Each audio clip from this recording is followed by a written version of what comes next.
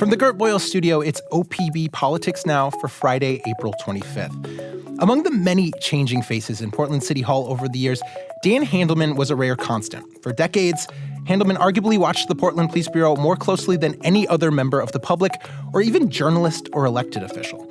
He was a strident advocate for peace and police accountability whose intense but patient energy became legendary, even among some people he opposed.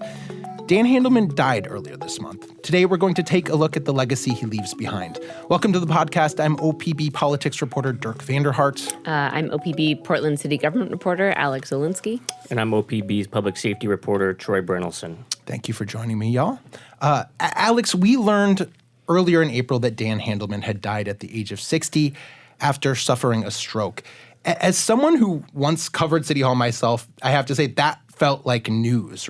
It was really impossible not to cross paths with Handelman if you spent any time at all in and around Portland city government.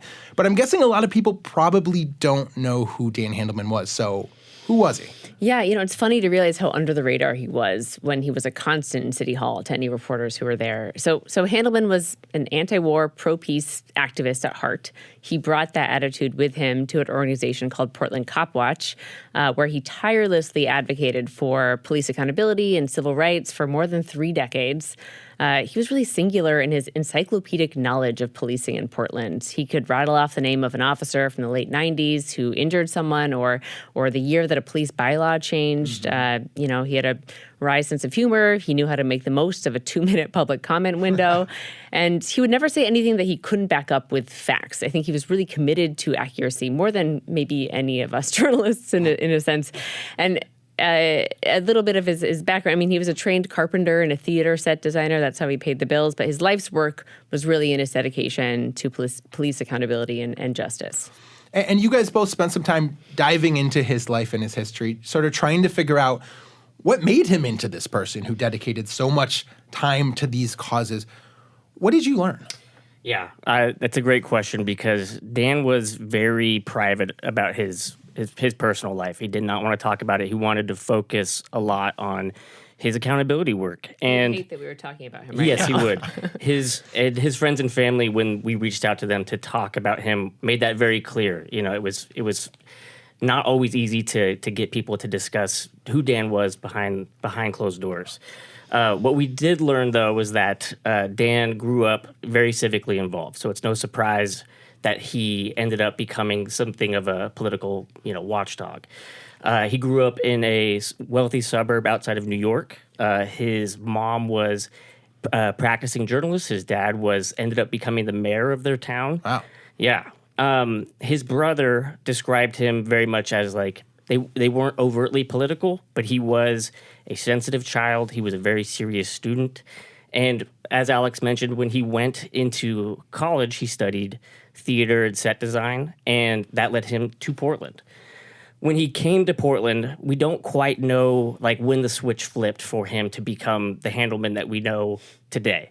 His brother does trace one specific incident as maybe the earliest moment where he saw this incarnation of Dan, and that was in 1991 when the Bush senior administration started bombing Baghdad. Matt Handelman, his brother, recalled seeing his brother in tears over this, and that was, around the same time he became this very vocal world peace activist in Portland. Through his role in this Cop Watch organization he started, Dan Handelman really wound up having a role in so many what I consider big events in this long push and pull over how Portland and its police force should operate, right? And I have really trouble stringing those events along. There's so much. So can you walk us through some of the sort of milestones in his career on this? Yeah, there are a lot of moments that stand out. Handelman first really got involved in the early 2000s, I'd say, when he was appointed by then Mayor Vera Katz to shape a new police oversight system.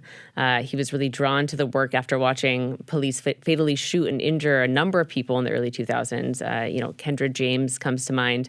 And then there was James Chassie in 2006. That was the case where officers tackled Chassie, a man with schizophrenia, broke 16 ribs, punctured a lung. He died not long after. The steady drumbeat of deaths led Handelman and others to call for a federal investigation into the Portland police for their treatment of people with mental illness, which in 2010 happened. That investigation turned into a federal lawsuit that morphed into a settlement agreement.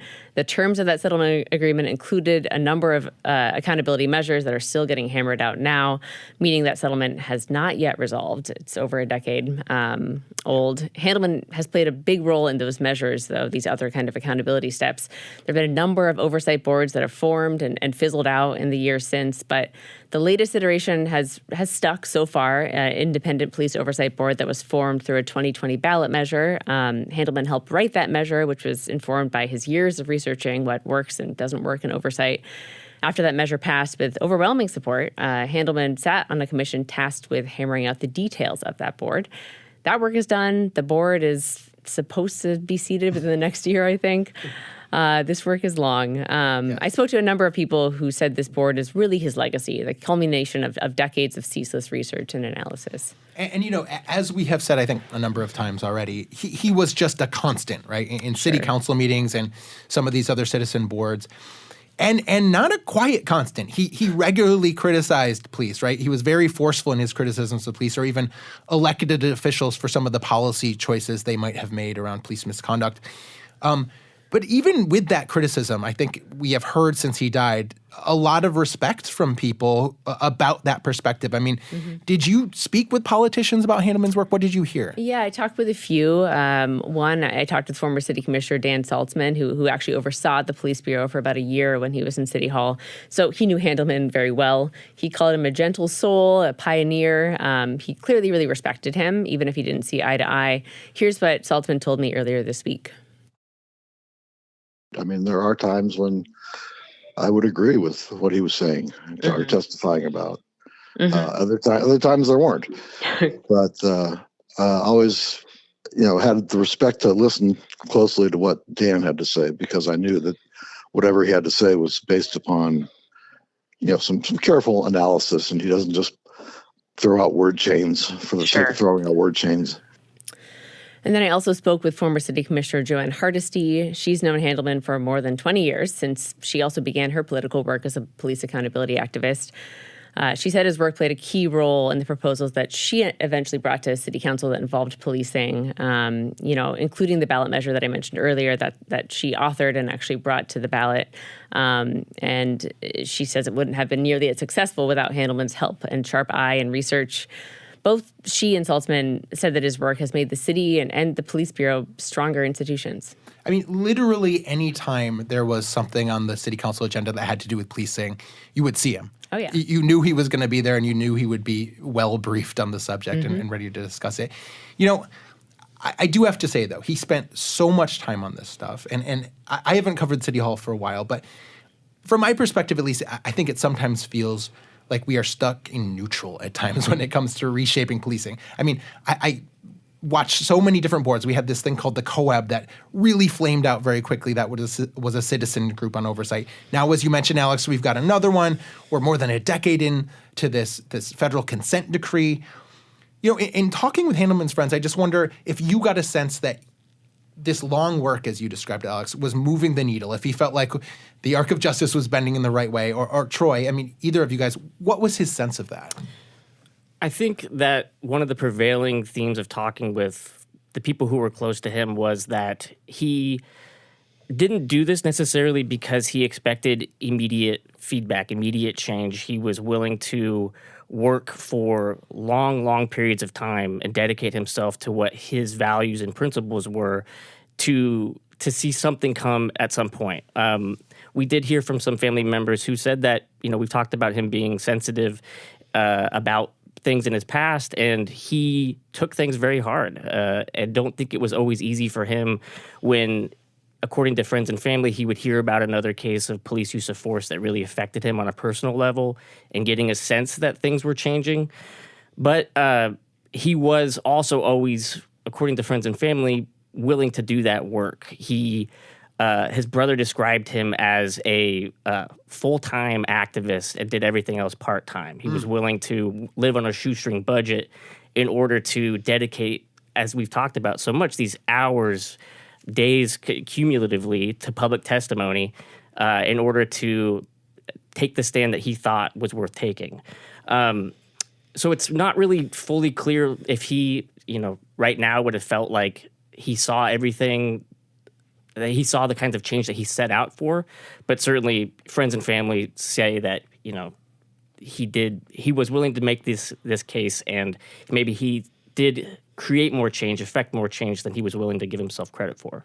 I think he also always saw his work as ongoing. I mean, you kind of mentioned this, but once one box was checked, he kind of was always thinking about the next thing and the next thing and the way to continue to invest in the work he's done. I will say, folks who, in police advocacy work in the world that he's in say that his work has made a difference. It's incremental. It's not a switch overnight. It's the long hours that have paid off.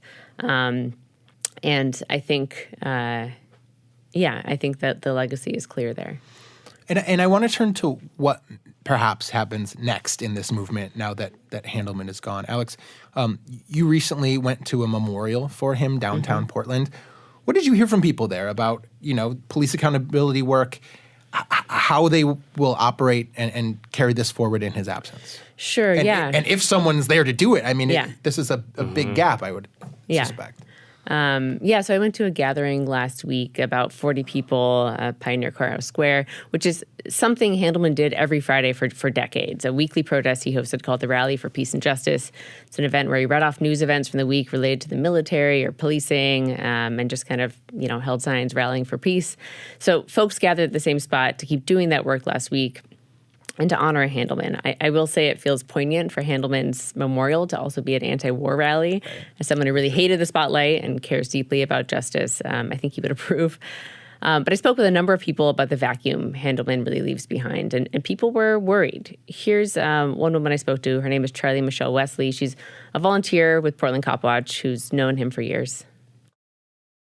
It just feels like there's an emptiness, a complete and total loss of the fight for justice in a way that Dan did it. I don't know anybody else who does it like that. And it gets a little scary to not have him here. Yeah, so people are worried. At the same time, I did hear a lot of hope from people that there are others motivated to step into Handelman's role. Let's be honest, he set the bar very high. He did not maybe have the healthiest work-life boundaries in terms of working all the time, enjoying about every single meeting. I don't think it's fair to expect someone to just step immediately into that kind of lifestyle. Yeah. But there seems to be people eager to do some of that work and start chipping away at it. And there's a lot more work to be done. There's constant, police policies and reviews coming up to City Council. There's the DOJ settlement we still have ongoing. There's this Police Accountability Board. There's always going to be something, and I do think that Handelman's absence will be felt in those spaces. So it's not a total loss. There are people wanting to do that work, but yeah. But this is a rare role. Let's just put a finer point, I guess, on something that we've all talked about since Dan Handelman passed, right? We have all covered local politics to some extent, and he was sort of this prototypical kind of source that journalists come across, right? That the concerned citizen who isn't there because they're paid to be, but because they really, really, really care and have decided that putting that much time into this one thing is what they do. That's an investment they want to make. I can count probably half a dozen gadflies from my time covering Portland City Hall that were there every week that would shout in various volumes. I think Handelman was one of them, but really stood out in his energy and his expertise. He was really as an encyclopedic source in a way that not a lot of folks in that mold are. Yeah, I think that there's probably no shortage of people in, like when you go to City Hall to cover meetings, who are willing to talk to reporters and share their thoughts on any agenda item that interests them. What sets people like Dan and what made Dan rare was the amount of work he was doing to almost do the work, to do the work that journalists were doing. He was very fact-based. He was dedicating a ton of time and energy to these things, and then he was always willing to talk to us, which isn't always the case. The people who do want to talk to us, God bless them, they don't always have as much information as Dan did at his fingertips. And so as a journalist, it can be extremely helpful to have somebody that you can call up, and even if you're not necessarily using them for that particular article, just being able to say, what do you remember about such and such event? Can you help me, point me in the right direction? Where should I go look for this information? He was, indispensable for that. And indispensable. Yeah, I mean, like I said earlier, he was singular in his work. I'd call him up and he'd have the exact information about a wonky police misconduct case from the early 2000s, and also know all of the drama and context that surrounded it, and have a bunch of links ready to send me to back that stuff up. It was just like a treasure trove of information that I don't think people who maybe are outside politics or journalism realize how valuable that is. And rare. And I think to your earlier point, it's hard to imagine that someone is going to emerge from the ether, or even within the movement, who is willing to give that much time and dedication to something they care about. Yeah. So I think it's a loss to anyone trying to cover law enforcement in Portland, to be fair. And I think I should say too, when we talk about the amount of time, it's important to maybe put some numbers on this. I mean, he was producing a weekly public access TV show that covered a lot of different topics. This Portland Cop Watch was a quarterly newsletter that they did almost over 90 newsletters of. Mm-hmm. I mean, that's I think really what sets him apart was just the amount of time he was spending. It was a full-time job for him. He's giving testimony at every space that he could. Yeah, and he had his blog for a while. I don't know if you remember this. He had his blog called Rapping Back. That was basically the union, the police union, had the rap sheet, their blog for a while that is no longer accessible online. But Dan would publish Rapping Back, where he would just respond to what was being said in the police union's blog and just kind of take him down. He's prolific. He will be missed. We will leave it there for today. Alex and Troy, thanks so much for joining me. Thank you, Dirk. Thanks, Dirk. This episode of OPB Politics Now was produced by Andrew Thien. Our audio engineer is Nalene Silva, and our music comes from Audio Network. We'll be back next week with more political news from across the Pacific Northwest. Until then, you can find all of OPB's reporting, including Alex and Troy's story, on Dan Handelman at opb.org. While you're there, you can become an OPB member. You can also rate and review us in your podcast app of choice. Thanks for your support, and thanks for listening.